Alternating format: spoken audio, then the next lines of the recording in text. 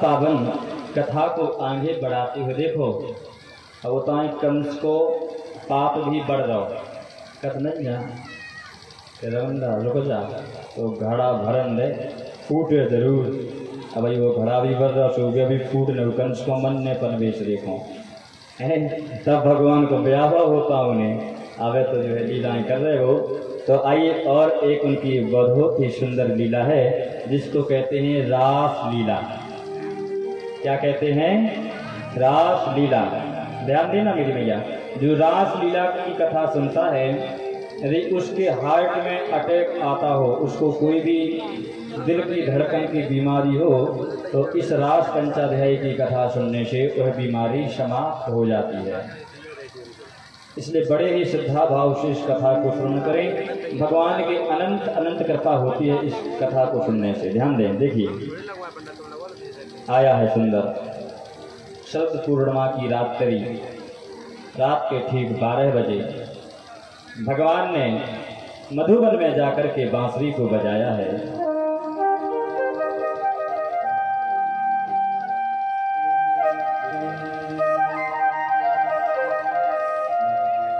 शरद पूर्णिमा की रात्रि भगवान मधुबन में जाकर के बांसुरी को बजा रहे हैं। जब अंतर्यामी ने देखा हर अंतर में वही बास करे, ए मिलन की अभिलाषा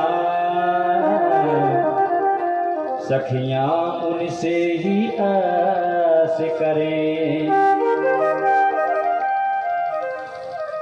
ओ नजर मिटाए समर्पिताए उन पर ही विश्वास करें, तब निश्चित किया पुरुषोत्तम ने अब सखियों संग महाराज करें। तब निश्चिंत किया पुरुषोत्तम ने अब सखियों संग महाराज करें। सुंदर शरद पूर्णिमा की रात्रि को भगवान ने अधरों पर बांसुरी को सजाया है और बांसुरी को बजाना प्रारंभ कर दिया। मानो सखियों को तो यूं लगता है जैसे भगवान हमको ही बुला रहे हैं। बहुत ध्यान से सुनना, है सुनने का प्रसंग है। यदि यहाँ पर बातें की तो ये प्रसंग आपके अंतःकरण में नहीं पहुंच पाएगा।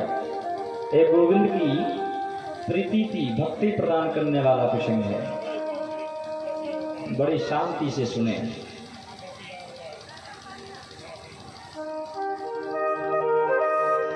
बांसुरी को भगवान बजा रहे हैं। गोपियों को मानो लगता है कि भगवान उनको ही बुला रहे हैं। गोपियों ने जैसा ही सुना, ध्यान देना मेरी माँ, जो जिस गोपी कार में लगी है उसको वहीं पर छोड़कर भगवान के पास दौड़ करके जा रही है। एक गोपी गाय दो रही थी, ध्यान देना मेरी माँ, गाय लगा रही थी। बांसुरी की आवाज को सुना, मानो उस गोपी को लगा कि माधव मुझे ही बुला रहे हों। गाय के बर्तन को वहीं पर छोड़ा और दौड़ लगा करके निधिवन की ओर दौड़ पड़ी। एक गोपी पानी भरने गई तो मटके को सिर पर रखी। जैसे ही कानों में बांसुरी की आवाज पड़ी, उसने सोचा भगवान तो मुझे बुला रहे हैं। तुरंत मटके को वहीं पटका और दौड़ करके निधिवन की ओर दौड़ पड़ी। एक गोपी अपने पति को भोजन परोस रही थी, तो पति ने मांगा तो नमक और मुट्ठी भर शक्कर उनके भोजन में डाल के वह दौड़ गई।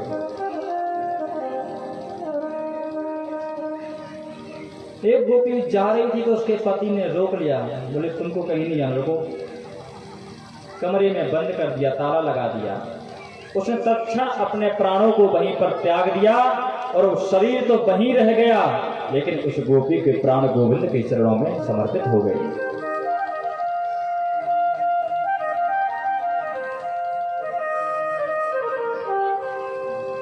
वह गोपी सब सखियों के सबसे पहले भगवान के पास पहुंच गई। भगवान ने जैसे ही गोपियों को आता देखा, स्वागत किया।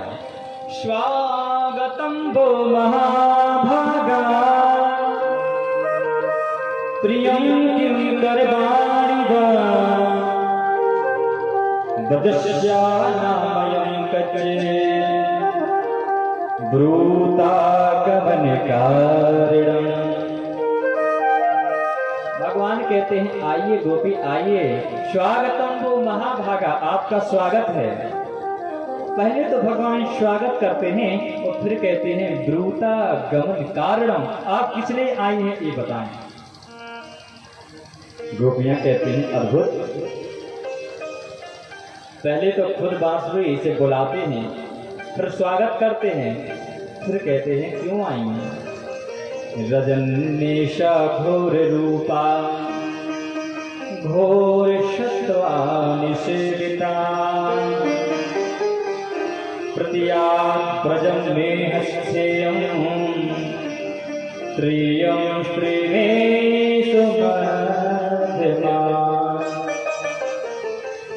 भगवान कहते हैं गोपियों, ये रात्रि कितनी घोर रूपा है। ये देवियों, इस घोर रूपा रात्रि में अपने पतियों को छोड़कर निर्जन वन में पास चले आए, क्या ये अच्छी बात है। अपने अपने पतियों की सेवा करो, जाओ जाकर के अपने पतियों की सेवा करो। भगवान कह रहे हैं गोपियों, अपने पतियों को छोड़कर यहाँ जाओ, जाकर के पतियों की सेवा करो।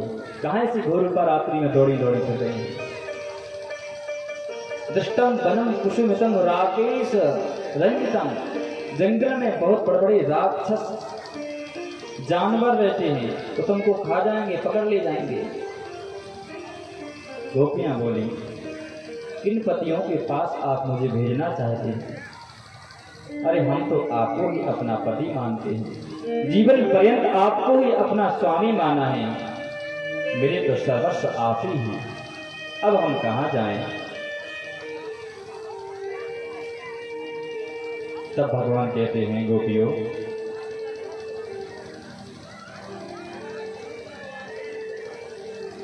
स्त्री का धर्म है कि वह पति की सेवा करे। ध्यान देना मेरी मां, उसका पति चाहे कैसा भी हो, लूला हो, लंगड़ा हो, काला हो, गोरा हो, चितकबरा हो, अंधा हो, बहरा हो, कोढ़ी हो, रोगी हो, लेकिन माताओं का धर्म है कि अपने पति की सेवा करें। आप जाओ और जाकर के अपने पतियों की सेवा करो। लेकिन गोपियां कितनी सुंदर बात कहती हैं। भगवान कहते हैं देखो पतिव्रता स्त्री के कितना प्रभाव होता है, पतिव्रता स्त्रियों में कितनी शक्ति होती है। भगवान गोपियों को एक कथा सुना रहे हैं। क्या बोले? भगवान कहते हैं देवी, एक स्त्री थी, उसका पति दिन भर मजदूरी काम करके लौटा तो थका हुआ आया तो उसकी स्त्री आंगन में बैठी थी तो पति अपनी स्त्री की गोदी में सिर रख करके सो गया। अब पति स्त्री की गोदी में सिर रख कर सो गया और उसका छोटा सा बच्चा था जो चलते चलते वहीं पास में भट्टी जल रही थी, उस धनकती हुई भट्टी में कूद पड़ा। अब उस स्त्री ने सोचा कि यदि बच्चे को बचाऊंगे और पति की सेवा को छोड़ दूंगी, हमारे पति जाग जाएंगे तो इसमें हमारा पतिव्रत धर्म नष्ट होगा। इसलिए जब तक पति नहीं जागे तब तक हम पति की सेवा करेंगे। दिन भर के थके हुए हमारे पति आए हैं, इसलिए हम उनको जगाएंगे नहीं, इनकी निद्रा में हम व्यवधान नहीं डालेंगे। ध्यान देना मेरी मां। जब 1-2 घंटे बाद उसके पति जागे और उस स्त्री ने दौड़ करके उस भट्टी में जाकर के देखा तो भट्टी आग से धनक रही है, लेकिन उसका छोटा सा बालक यूं खिल रहा है, उस आग में खिलखिलाहट कर रहा है, खिल रहा है, घूम रहा है। तो भगवान कहते हैं देवियों, पति व्रता स्त्री पर कभी भी कोई संकट नहीं आता। जाओ तुम जाकर के लौट जाओ, अपने अपने जाकर पत्नियों की सेवा करो। तब गोपियां कहती हैं, स्वामी एक दो कथाएं मुझे भी आती हैं, आप भी ध्यान दें। देखें गोपी कितना सुंदर भाव देती है वो। गोपियां कहती हैं, प्रभु एक स्त्री है, उसका पति धन कमाने के लिए विदेश चला गया। अब पति रोज अपने पति की सेवा करती थी, लेकिन जब पति बाहर चला गया तो उस स्त्री ने पति की एक फोटो जड़वाई। रोज सुबह शाम पति की पूजा करने लगी, स्तुति वंदना करने लगी, पति को भोग लगाती, तब भोजन खाने लगी। अब ऐसे उसे पूजन करते करते बहुत दिन निकल गए। तब एक दिन उसके असली जो पति थे वो दरवाजे पर आ गए, और वो स्त्री, पतिव्रता स्त्री, अपने पति के फोटो की पूजा कर रही थी, और असली के पति कुंडी को खटखटा रहे हैं। अब बताइए उस स्त्री को क्या करना चाहिए? गोपियां पूछ रही हैं भगवान से कि बताओ उस स्त्री को क्या करना चाहिए, फोटो की पूजा? भगवान कहते हैं वो स्त्री महामूर्ख है। अरे जब असली का पति घर के बाहर कुंडी खटखटा रहा है तो फोटो की पूजा क्यों? फोटो को छोड़ो, असली पति की पूजा करो, उसको अंदर आने दो। तभी गोपियां हाथ जोड़ करके कहती हैं कि ऐसे बर को क्यों बरे, जो जन्मे और मर जाए, बर गोपाल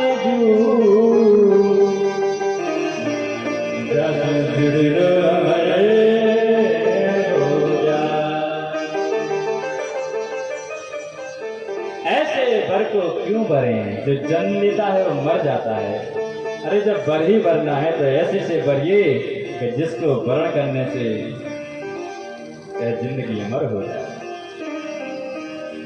गोपियां कहती हैं ठीक उसी स्त्री की तरह हम हैं महाराज। अभी तक जिन पतियों की हम सेवा करते आए हैं वो पति तो फोटो रूपी पति थे, नकली पति थे। जब असली पति मिल गया है तो उस फोटो के पास लौटकर क्यों जाएं? अब तो हम आपकी ही शरण में रहेंगे। गोपियों को जब सुंदर भाव भगवान ने देखा, तत्क्षण भगवान जितनी गोपियां हैं, दो दो गोपी के बीच में एक एक भगवान प्रकट हो गए। दोए दोए गोपी बीच बीच माधव, दो दो गोपियों के रूप में एक एक माधव जो है कि रास को कर रहे हैं। आइए हम और आप भी सुनिए। Hello listen please. जब महाराज का भजन होता है तो इसमें बैठ के ताली नहीं, इसमें नाच कर खड़े होकर के, क्योंकि यह परम सौभाग्य है हमारा और आपका कि भगवान श्री कृष्ण के दरबार में हम महाराज कर रहे। ध्यान देना मेरी मैया हो चाहे बहन, जो भगवान के सामने नाचे वो माया से बाँचे। तो भगवान के दरबार में नचता है उसे 84 के चक्कर में नाचना नहीं पड़ता, जन्म मृत्यु के भय से मुक्त हो जाता है। यह तो हमारे सौभाग्य हैं कि हमको भगवान के साथ महाराज की लीला में नाचने का अवसर मिला। इस अवसर को खो मत देना मेरी मैया। ध्यान देना, जो जहाँ पर बैठी है उसे अपने पड़ोसी की ही कसम है। हाँ, अपने अगल बगल देख लो, वही को कॉल है। अगर नच भी नहीं उठी तो कोल है, आँखन को गटे टूट जाए, सभी को नचने। आइए बड़े भाव से भगवान की महाराज में प्रवेश करेंगे। जय हरि जय श्री राम। गोकुल में देखो, वृंदावन में देखो, मुरली बाजे रे, श्याम संग राधा नाचे, श्याम संग राधा नाचे, श्याम संग राधा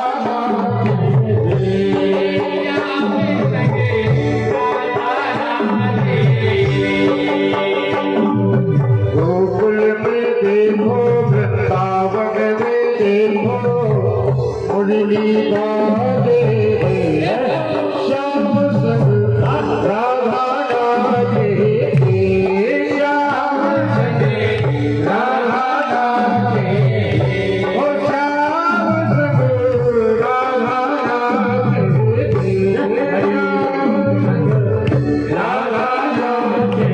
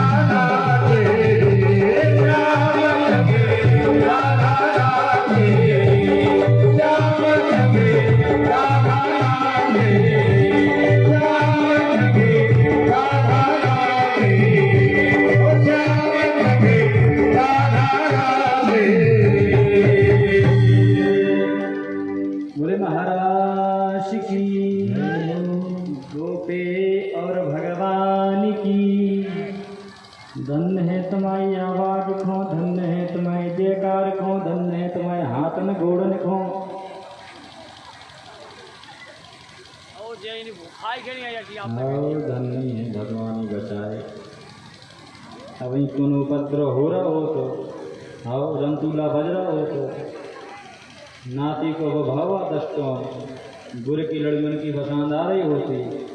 राम भाई जी ई घराण में ढूरा नहीं बचने दी, आओ कून कून के सब फुर्र कह देने दी। धन्य है धिक्कार है तुम्हारी जय जयकार हो नचा। चलिए समय का भाव है, कथा व कंस को मानने बेचारे को तड़प रहा।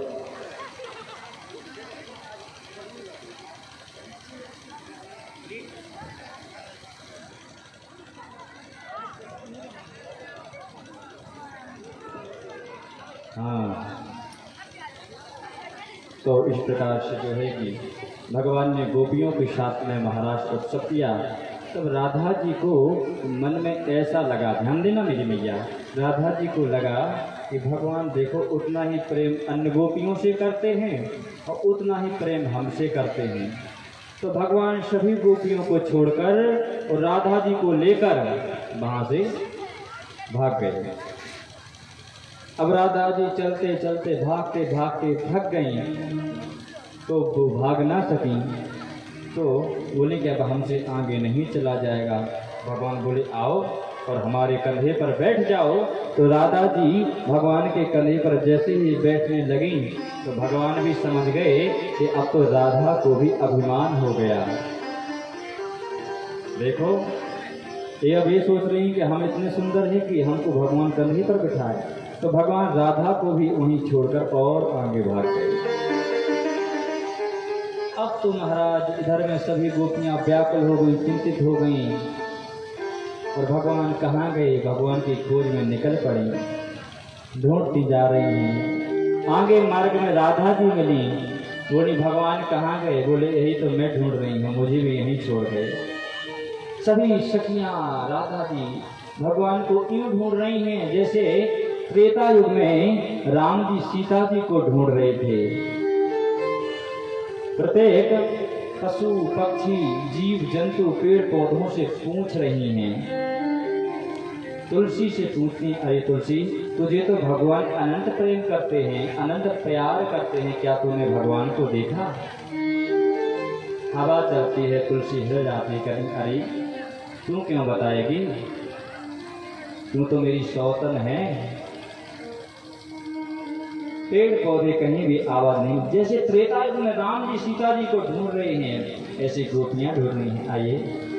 हे खग मृग हे मधुकर श्रेणी, हे खग मृग हे मधुकर श्रेणी, हे खग मृग हे मधुकर श्रेणी, हे खग मृग हे मधुकर श्रेणी, मन देखी सीता मृग नहीं, तुम देखी सीता मृग नहीं, हे खग मृग हे मधुकर श्रेणी, हे खग मृग हे मधुकर श्रेणी, हे खग मृग हे मधुकर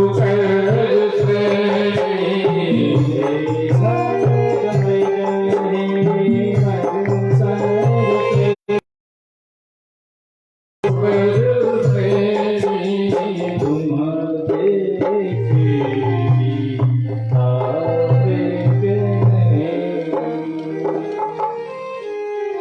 जैसे त्रेता युग में राम जी पूछ रहे हैं जीव जंतुओं से, पेड़ पौधों से कि हे खग हे मृग, क्या तुमने मेरी जानकी को देखा, क्या तुमने मेरी प्रियतमा को देखा? आज गोपियां भी उसी भाव में भगवान को ढूंढ रही हैं। अरे धरती, तेरे ऊपर तो पाप उतारने के लिए भगवान ने अवतार लिया है, क्या तूने गोविंद को देखा? पेड़ पौधों वृक्षों से पूछती हैं, अरे लता पत्राओ, क्या तुमने गोविंद को देखा? समय का भाव, भगवान का विवाह करना है। जब किसी कारण भगवान नहीं उनको मिले गोपियों को, तो गोपियाँ वहीं पर जो है जमुना जी के किनारे पर बैठ गई हैं और सुंदर जो है गोपियों ने भगवान का स्मरण किया, भगवान की वंदना की। पुनः तुले मागत्या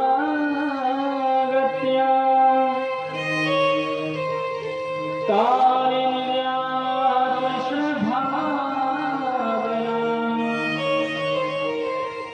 संवेदा जगो कृष्ण तदा गमन कांक्षिता। सुंदर भगवान की स्तुति की। जयति ते भिकं जन्मना प्रजा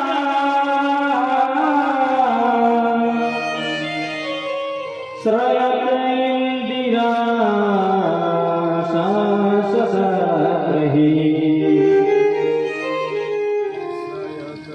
दयतु दृश्यता दीक्षुता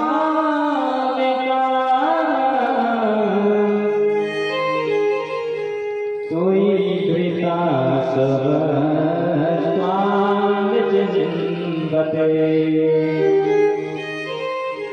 गोपियों ने अपनी भावनाओं को कहा, हे गोविंद, आपके जन्म की वजह से ब्रजमंडल स्वर्ग से जाना प्रिय बन गया है। हे गोपाल, इंद्रा लक्ष्मी भी ब्रज में वास के लिए तरसती हैं। ऐसे ब्रज में सौभाग्य से हमें वास मिला है, आप हमें छोड़ करके क्यों चले गए? गोपियां कहती हैं, यदि इसी तरह तुमको जाना ही था तो मुझे काली से क्यों बचाया, मुझे विषैले जल से बाहर क्यों निकाला? ब्रजमंडल में दावाग्नि जब लग गई थी, आग लग गई थी, तो उस आग को आपने क्यों बुझाया? मुझे जलकर भस्म हो जाने देते। हे गोविंद, क्या आज के लिए ही आपने मुझे बचाया था? प्रणत देहिना पाप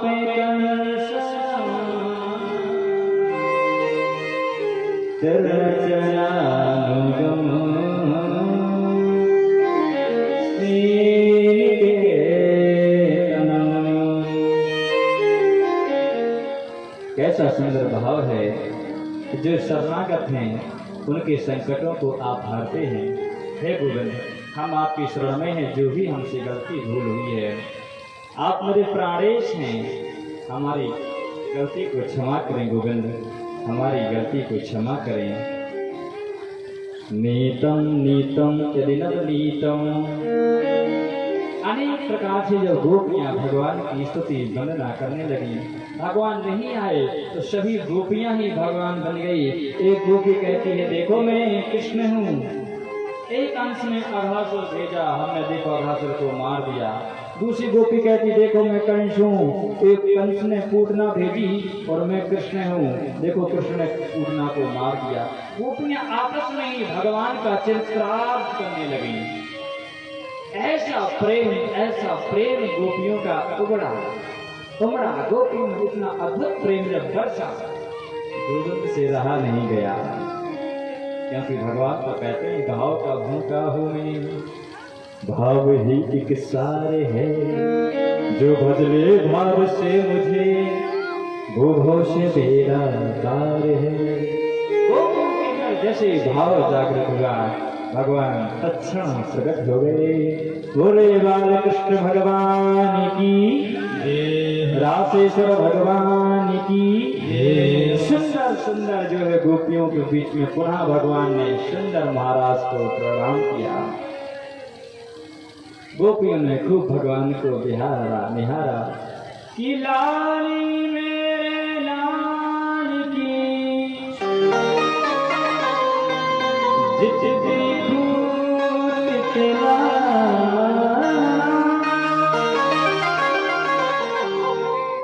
लाली देखन में गई, मेरी हो गई लाल। भोले बाबा से भी नहीं रहा गया और वो भी इस रास महाराज में पधारे जगदम्बा पार्वती को साथ लेकर।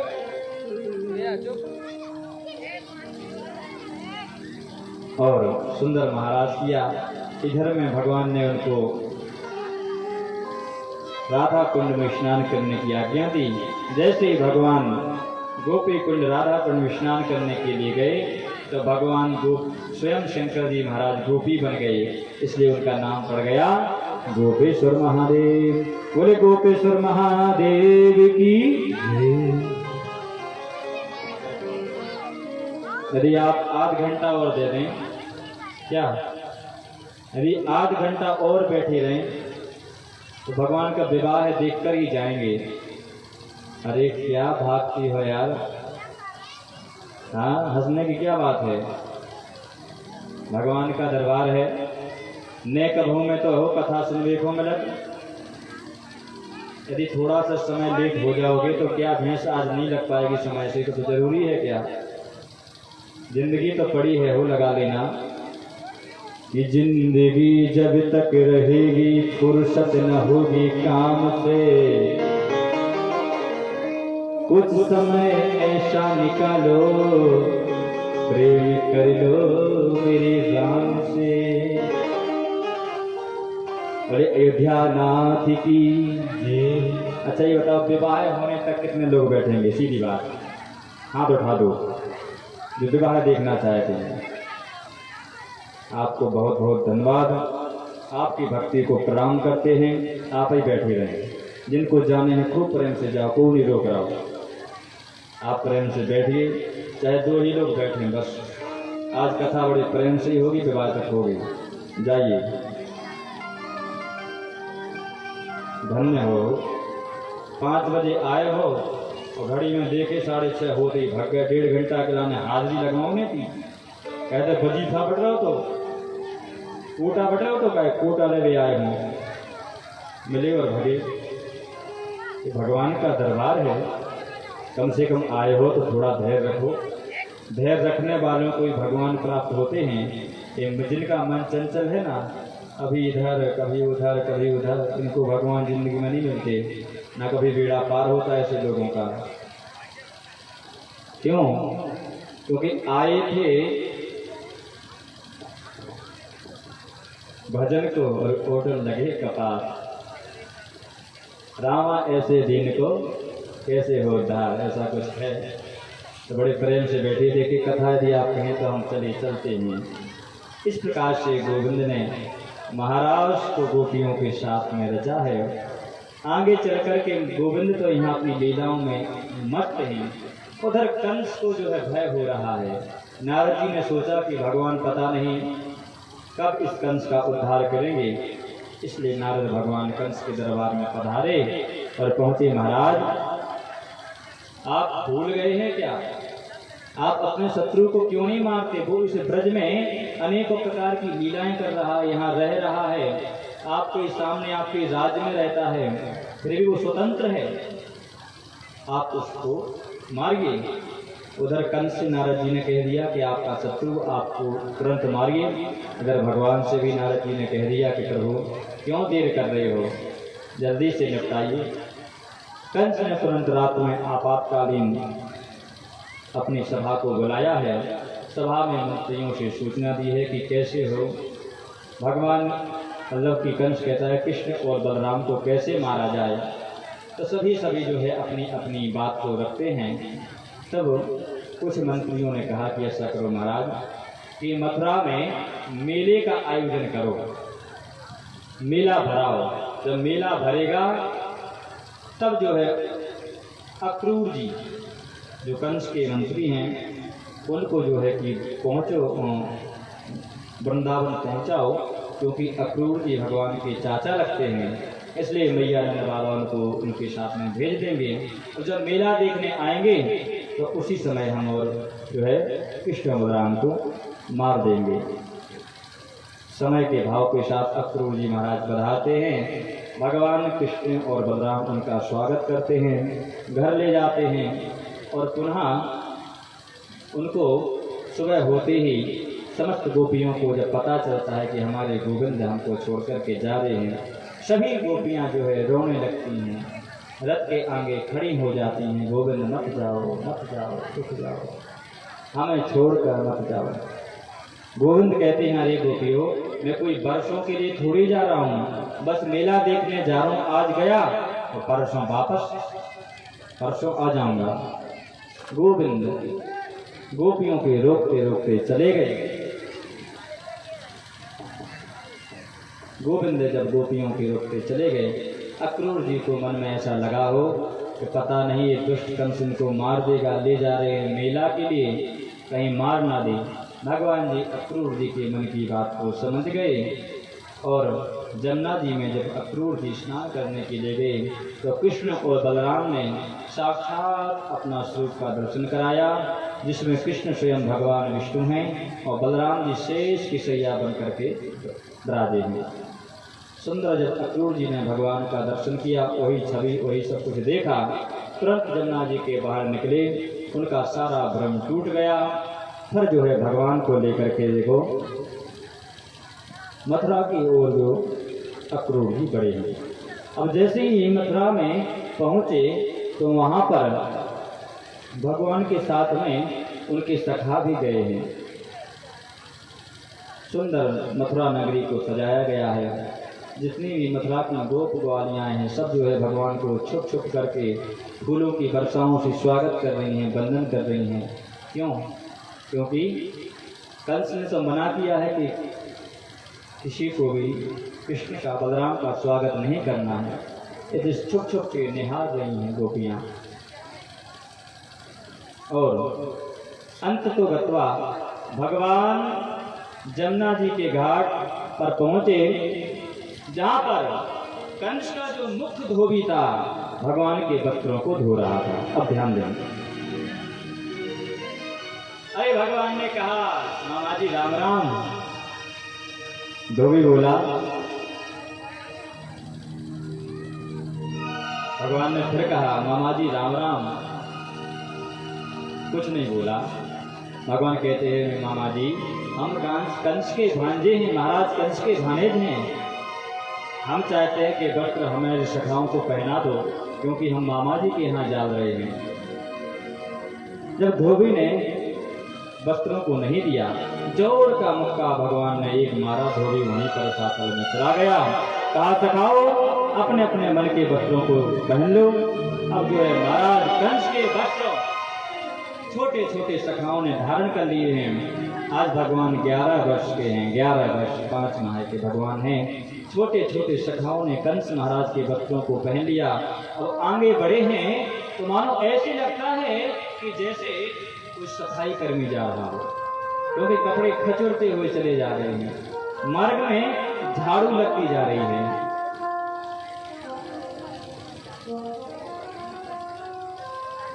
आगे चल करके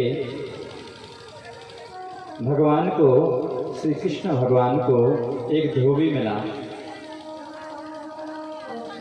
धोबी ने जब वस्त्र पहन ली तो आगे भगवान को एक दर्जी मिला। ध्यान देना, ततस्तु बायिका प्रीतस्तयोर्वेशमिकल्पयत् विचित्रवर्णैश्चैराकल्पेनानुरूपतः।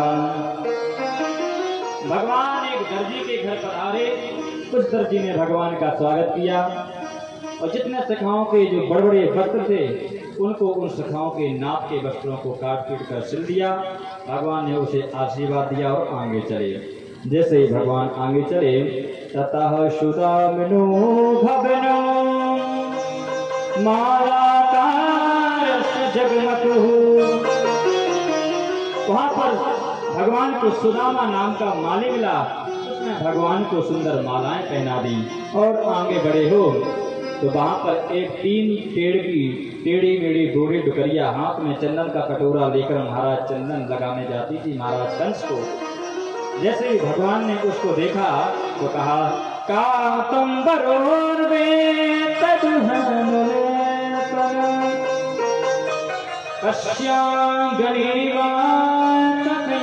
साधु देहिया वयो रंग गले उत्तमम् श्रेयस्ततस्तेन चिरात् भविष्यति।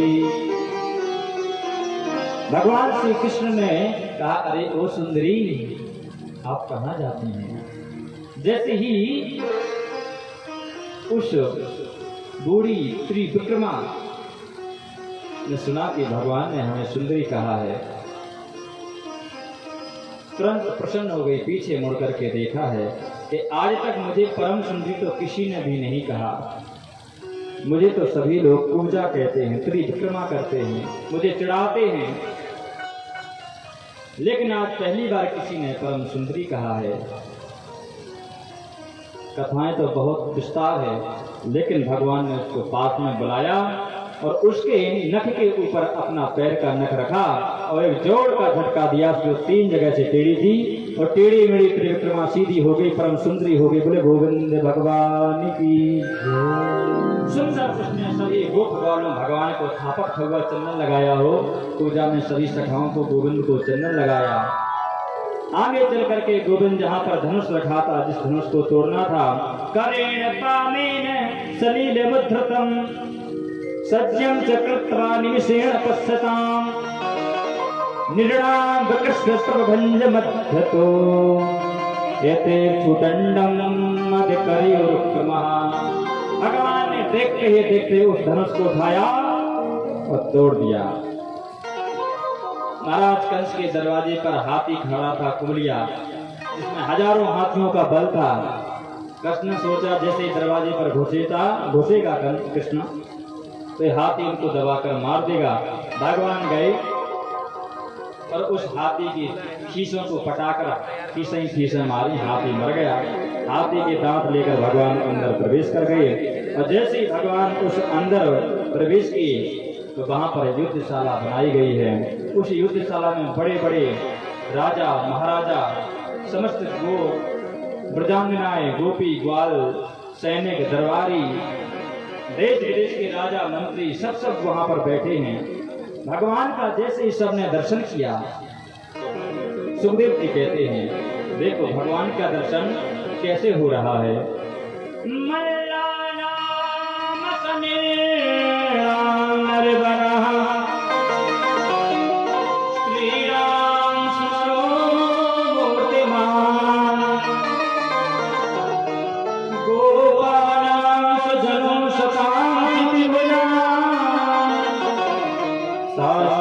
सुपित्रो शिशु मृत्युर्भूजपते विराडि विदुषा ततं परम योगिना वृषणां परदेवते विदितो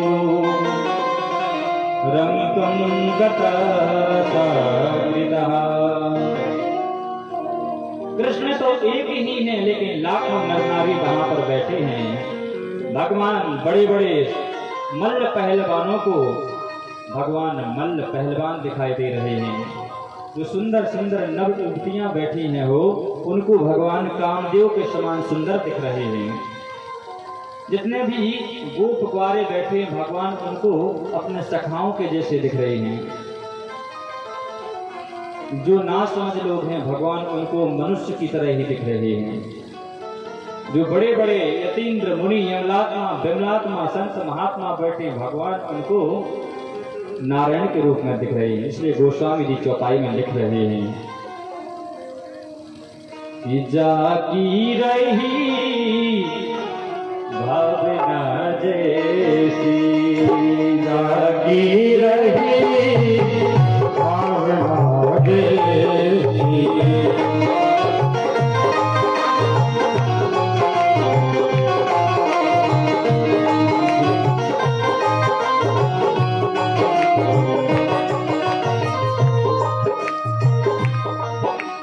जाती रही भावना जैसी, प्रभु मूरत देखी दिल तैसी, जाती रही भावना जैसी, प्रभु मूरत देखी दिल तैसी, प्रभु मूरत देखी दिल तैसी, प्रभु मूरत देखी दिल तैसी, जाती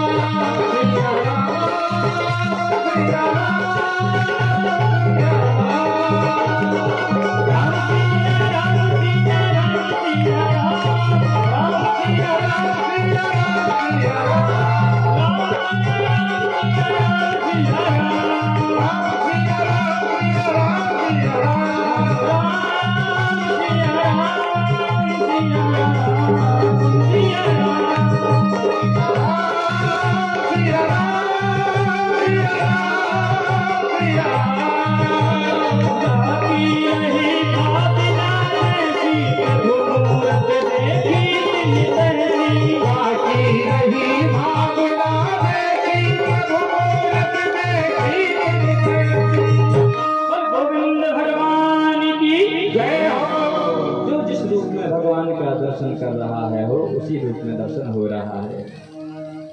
आखिरकार भगवान ने मल्ल युद्ध में प्रवेश किया और जो कंस के मुख्य पहलवान थे जो बाहर से मंगाए गए थे जिनका नाम था चाडूर मुष्टिक पर बलराम ने एक मुष्टिका का प्रहार किया, मुष्टिक धड़ाम से मर गया। चाडूर में भी एक जोर का थप्पड़ मारा, वो भी 9-2-11 हो गया। अंत में जब सभी जो है दुशाला में हार गए, कंस ने तुरंत सिंहासन पर चढ़कर कंस के बालों को पकड़ा और नीचे फटक दिया हो। कंस चिल्लाने लगा, मुझे छोड़ दो, मुझे छोड़ दो, मुझे माफ कर दो। लेकिन भगवान कहते हैं जब देवकी का विवाह हुआ और तूने देवकी के बालों को पीछों को पकड़ा था, उस समय मेरे बाबा वसुदेव ने भी तुझसे बहुत प्रार्थना की थी हो, तब तुझे दया नहीं आई। आज कहता है छोड़ दो, दर्द होता है ना, जोर से कंस के बालों को पकड़ा है, खींचा है, खींच रहे हैं बालों को। आज कंस चिल्ला रहा है, रो रहा है, वो भीख मांग रहा है अपने प्राणों की। भगवान कहते हैं जाके पग नहीं फटी दीवानी, बोका जाने पीठ पर आई। जब मेरी माता के तूने बालों को पकड़ा, कीशों को खींचा, तब तुझे नहीं एहसास हुआ कि मेरी माँ देवकी को भी दर्द हो रहा होगा। आज जब तेरे बालों को पकड़ा गया तो चिल्लाता है, छोड़ने की भीख मांगता है। अरे दुष्ट, उस समय तेरी ये दुष्टता कहाँ मर गई थी, आज तुझे होश आया है। भगवान ने उसके बालों को खींच के नीचे पटका हो, राम से अपना चरण उसके छाती पर पटका। जैसे भगवान ने कंस की छाती पर पैर पटका, राम से कंस की जय जयकार हो गई। बोले कंस मर्दन भगवान की जय जय श्री राधे।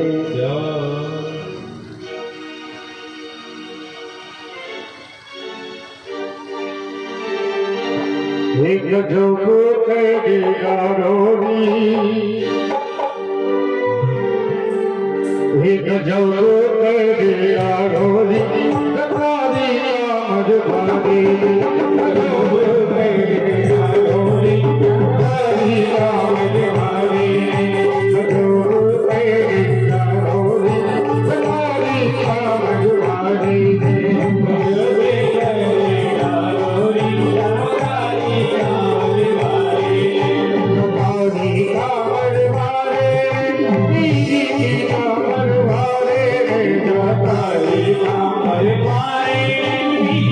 सीता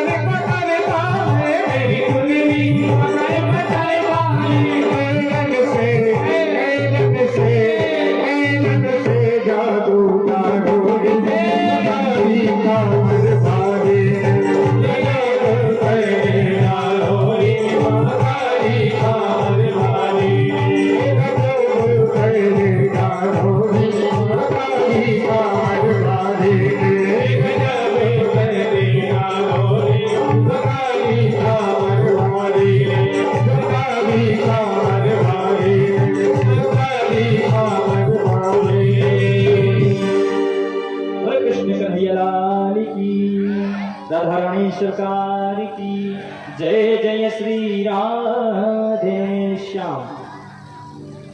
इस प्रकार से महाराज कंस का भगवान ने उद्धार किया। अग्रसेन महाराज को जेल खाने से मुक्त करके उनको राजगद्दी पर बिठाया, माता पिता को प्रणाम किया।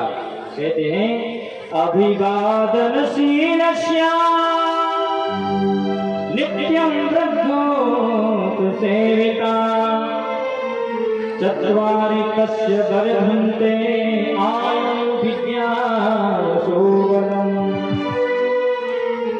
जो अपने माता पिता गुरुजनों को प्रणाम करते हैं उनको 4 चीजें प्राप्त होती हैं, आयु, विद्या, यश और बल। चत्वारि तस्य वर्धन्ते आयुर्विद्या यशोबलम्। भगवान ने अपने माता पिता को प्रणाम किया। अंत में जो है उनका एक उपविष्ट संस्कार हुआ और उज्जैन में सांदीपनी विद्यालय में भगवान को पढ़ने भेजा गया। भगवान पढ़ने गए, वहां पर सुदामा जी से मित्रता हुई। कल सुदामा चरित्र सुनाया जाएगा और इसके बाद में भगवान सुदामा जी से मित्रता करके पुनः अपने मथुरा पर आए तो विदुर जी को अपने सखाओं गोपु वालों को सूचना लेने के लिए जो है कि वृंदावन भेजा। उसके उपरांत आगे कथाएं आती हैं अनेकों, लेकिन कहने का भाव कि जब कंस मर गया तो कंस की ध्यान देना 2 पत्नियां थीं। एक का नाम था अस्थि, एक का नाम था प्राप्ति। तो अस्थि और प्राप्ति ने अपने भैया कंस से जाकर के खबर दे दी तो कृष्ण ने तुम्हारे जो है कि जीजा जी को उड़ा दिया। जैसे ही कंस जरासंध को पता चला तुरंत जो है उसने जो है कि मथुरा पर आक्रमण कर दिया और एक बार नहीं जरासंध ने 17 बार मथुरा पर आक्रमण किया। भगवान ने सोचा हो कि हम आए हैं पापियों को मारने, हम कहाँ कहाँ पापियों को ढूंढेंगे, कहाँ कहाँ दुखे हैं। लेकिन जरासंध क्या करता है कि जितने भी उसकी प्रवृत्ति के लोग हैं उन सबको इकट्ठा करता और 23 लक्षणी सेना लेकर के मथुरा पर चढ़ाई करता। भगवान मथुरा में बैठे बैठे सब सेना को मार देते और जरासंध को छोड़ देते। जरासंध हार के जाता, फिर सेना लेके आता, भगवान सेना को मार देते और जरासंध को छोड़ देते। ऐसे ऐसे करके भगवान ने अनंत पापियों का उद्धार किया। अंत में जब 18वीं बार जरासंध युद्ध करने आया तो ब्राह्मणों को पूजन अनुष्ठान पर बैठा दिया।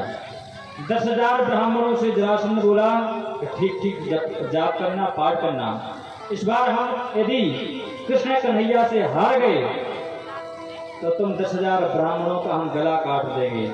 यदि इस बार हम कृष्ण जी से जीत गए, कन्हैया से युद्ध में जीत गए तो इतना दान देंगे, इतना दान देंगे कि तुम्हारे पुरखा भी नहीं खा पाएंगे। ब्राह्मण बोले भगवान कौन सा अनुष्ठान करें इस पापी के लिए। इसको तो मरना ही है। भगवान को सुनने, भगवान रक्षा करना, वरना हम 10,000 ब्राह्मण मारे जाएंगे दुष्ट से। भगवान ने ब्राह्मणों की रक्षा के लिए जब 18वें राजा आया तो भगवान जो है कि युद्ध छोड़ करके भाग गए। बलराम जी बोले, हो कहाँ जा रहे हो? बोले, अरे भैया सब लोग जो है तुमको बुरा भला कहेंगे, देखो युद्ध छोड़ के भाग गए। अरे बोले, अभी तक कोई कहता है माखन चोर, कोई कहता है कुछ चोर, यदि कोई रणछोड़ भी कह देगा तो क्या होगा? तो भगवान युद्ध का रण छोड़ करके भाग गए, इसलिए उनका नाम पड़ गया रणछोड़। बोले रणछोड़ भगवान की जय हो, जय जय श्री राधे। इस प्रकार से जब भगवान युद्ध छोड़कर भाग गए हो तो उन्होंने युद्ध छोड़कर विशाल पर्वत पर चढ़ गए। जरासंध ने उस संपूर्ण पर्वत में आग लगा दी। भगवान तुरंत जो है कि समुद्र में कूद गए और समुद्र में कूदते ही सुंदर वहां पर द्वारकापुरी का निर्माण कराया हो। विश्वकर्मा जी ने सुंदर द्वारका बना दी। भगवान वहां के द्वारका के राजा बन गए। बोले द्वारकाधीश की। जैसे ही द्वारका के राजा बने हैं भगवान श्री कृष्ण, उनके बड़े भैया जो हैं बलराम, तो बलराम जी का विवाह है जो रेवत नाम के राजा हैं उनकी पुत्री रेवती के साथ में बलराम का विवाह संपन्न हो गया। बोले द्वारका नाथ की। जब बड़े भैया के विवाह हुआ, अब आई है भगवान कृष्ण कन्हैया की बारी सुनने का भाव, इसलिए हम बहुत शॉर्ट में चल रहे हैं। बात को समझियो, तो कलम धरी है। अब कहते हैं कि राजा श्री भीष्म को नामा विदर्भाधिपति महान, तस्य पंचा भवन पुत्र कन्हैया।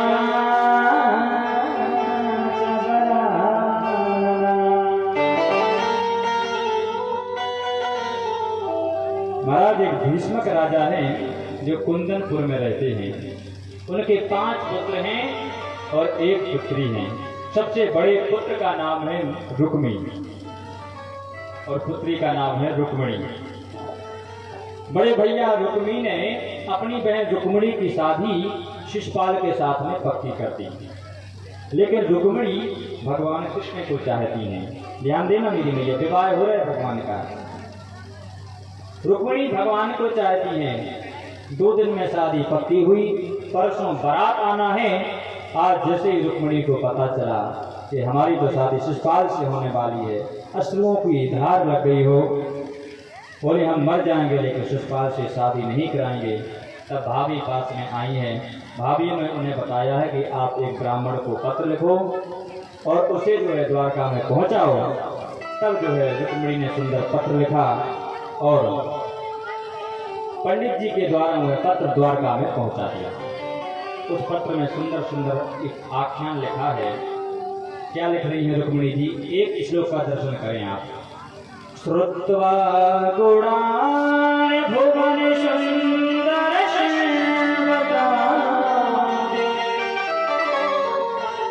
निर्विष्कर्ण विरैर्हरतो वितापम् रूपं वृषां वृषिमतां किनातलाभम् तद्यच्युतां शशिची प्रणति प्रपन्ने। रुक्मणी जी लिखे, हे गोपाल, मैंने केवल आपके गुणों को सुना है, सुनवा। इसलिए रुक्मणी लिखी हैं कि मैंने आपको कभी आंखों से नहीं देखा, केवल आपके गुणों को सुना है। हे गोपाल, आप सोचेंगे कि कौन नारी है जो हमें पत्र लिख रही है। तो दूसरा श्लोक रुक्मणी जी ने लिखा, का त्वाम कुंद महती कुलशील रूपा विद्या पयो त्रिविध धाम धीरा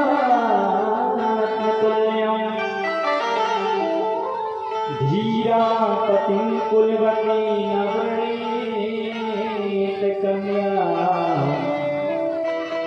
कावेर सिंह नरलोकमनोभिरामम्।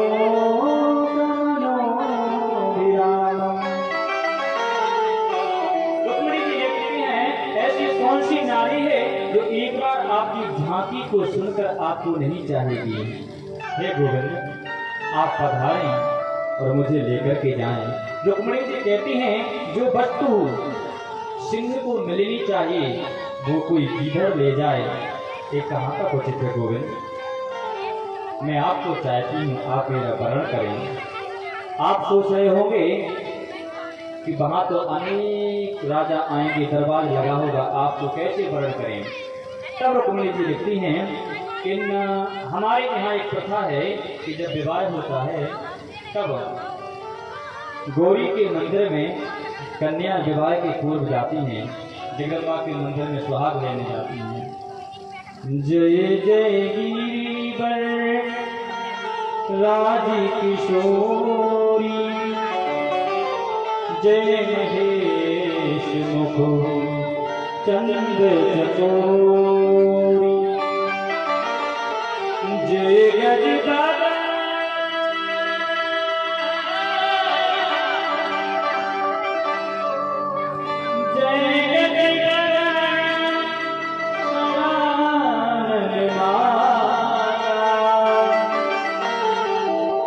जगत जननी मिनि दुर्गा। आप जगदम्बा गौरा के मंदिर में जाएंगे, वहीं से आप मेरा हरण कर लेगा।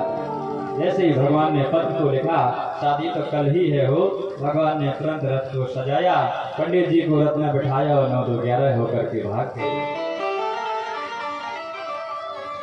इधर में रुक्मिणी जी अपने सखियों के साथ में गौरी पूजन के लिए जा रही हैं, तो उनके भाई रुक्मिणी ने जो है 10,000 सैनिकों को साथ में भेजा है कि आप पहरा देना, कोई भी विघ्न नहीं आना चाहिए। तो 10,000 सैनिक रुक्मिणी जी को पहरा दे रहे हैं। वो अनेकों दास दासी उनके आगे पीछे चल रहे हैं। बीच में रुक्मिणी जी ने गौरा पूजन किया, गौरी पूजन किया, वहाँ पर वंदना की, भगवती से प्रार्थना की। जय जय गिरिवर राज किशोरी, जय महेश मुख चंद्र चकोरी, जय गज बदन शरानन माता, जगत जननी मिनि दुति दाता। जैसे ही जगदम्बा गौरी की लक्ष्मी रुक्मिणी ने प्रार्थना की स्तुति की, तो में अंग फरकना लगे। पुरुष का दाहिना अंग फरकता है तो मानिए कि आज कोई शुभ काम होने वाला है, और महिला का यदि बायां अंग फरकता है तो समझना कि कुछ अच्छा काम होने वाला है। आज रुक्मिणी जी का बाम अंग फरकने लगा हो, उसी समय में भगवान श्री कृष्ण आए हैं। समस्त दास दासियां सेवक भगवान को निहारते रह गए। भगवान ने रुक्मिणी का हाथ पकड़ा हो, रथ में बिठाया और जाने लगे। जितने भी सैनिक थे वो सभी देखते ही देखते रह गए। कोई भगवान के वस्त्रों को निहार रहा है, कोई भगवान की बंसी को निहार रहा है, कोई भगवान के रथ को निहार रहा है। भगवान ने तो रुक्मिणी जी को पकड़ा, गली बहियां डाल करके धीमे धीमे ले जा रहे हैं। सभी दास दासियां देखते रह गए हैं। कोई कहता देखो देखो इनका पीताम्बर तो देखो कितना अद्भुत है, कितना सुंदर है। कोई कहता अरे पीताम्बर क्या देखते हो भैया, इनका मुकुट तो देखो, मुकुट हीरे मोती जड़े हुए हैं। सैनिक सब चकित हो गए, भगवान की छवि को देखते देखते चकित हो गए, और उधर भगवान रुक्मिणी जी को लेकर के भाग गए। तब पता चला सैनिकों ने, वो भाग गए, भागे भागे सैनिकों ने पीछा किया। समस्त सैनिक जब परास्त हो गए तब रुक्मिणी को आदेश दिया। रुक्मिणी आए, उन्होंने भी भगवान का पीछा किया। तब भगवान ने उसको जो है कि नीचे जमीन में गिरा दिया, मारने लगे। तब रुक्मिणी जी ने भगवान का हाथ पकड़ लिया कि आप मारे नहीं, ये मेरा भाई है और आपका साला लगता है, अब विवाह के पहले ही साड़ी को मत मारे। तब जो है रुक्मी पर हो भगवान ने कृपा की और रुक्मी ने समस्त भाइयों के साथ में सुना।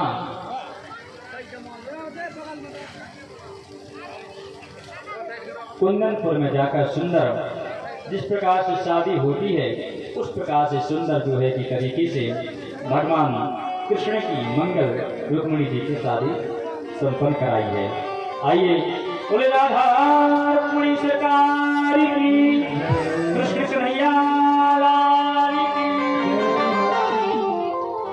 दूल्हा सरकार की जय हो। तो महाराज आज भगवान श्री कृष्ण की बारात आई है, दूल्हा बन करके आए हैं वो कन्हा और दुल्हन बनी है श्री रुक्मिणी मैया। आइए भरी लगे दूल्हा सजू दिलदार सामने,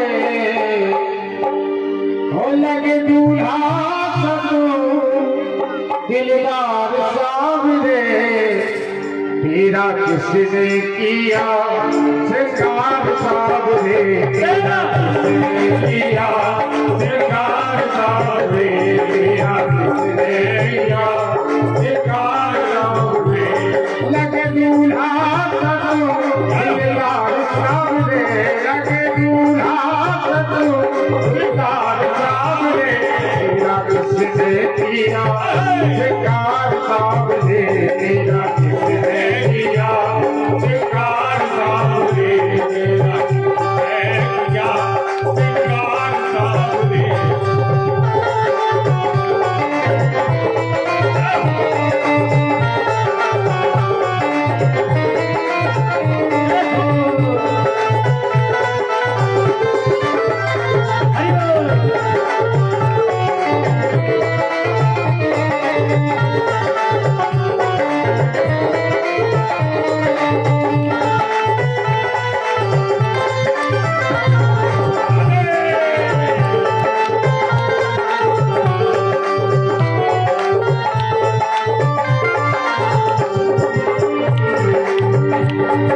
माथे पे मलिया गिर चंदन के सर तिलक लगाया, माथे पे मलिया गिर चंदन के सर तिलक लगाया, माथे पे मलिया गिर चंदन के सर तिलक लगाया, हो माथे पे मलिया गिर चंदन के सर तिलक लगाया, फूलों की माला गले में सोहे इत्र बहुत बरसाया, फूलों की माला गले में सोहे इत्र बहुत बरसाया, फूलों की माला गले में सोहे इत्र बहुत बरसाया, फूलों की माला गले में सोहे इत्र बहुत बरसाया, महकता रहे हर बार सामने, महकता रहे हर बार सामने, किसने किया श्रृंगार सामने,